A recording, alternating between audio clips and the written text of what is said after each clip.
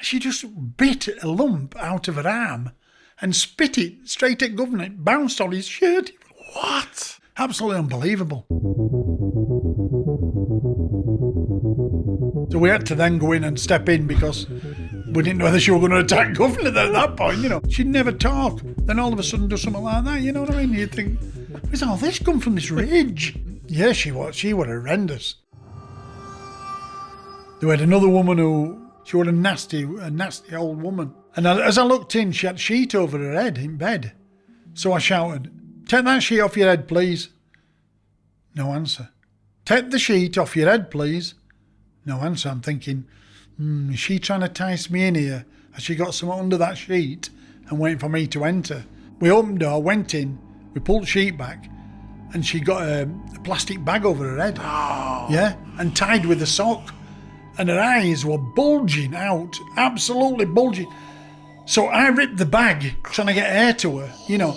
And as she took a sudden intake of air, was sick, but she'd had a catheter fitted. That shot out and went all over me and Dave. We had an old lady come in once. "Oh, Mr. Graham, you don't look so well this morning. Do you want a cup of tea or not?" You know, she'd be like that.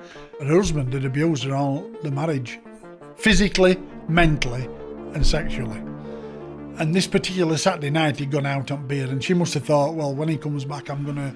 But she tried to deflect off by saying the dog had attacked him and got his neck and, you know.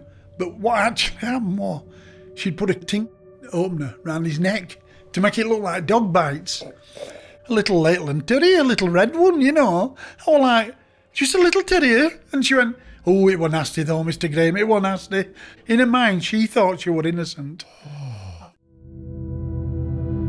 Obviously, people want the loved ones put into rest before Christmas. And this particular day I did 17 cremations.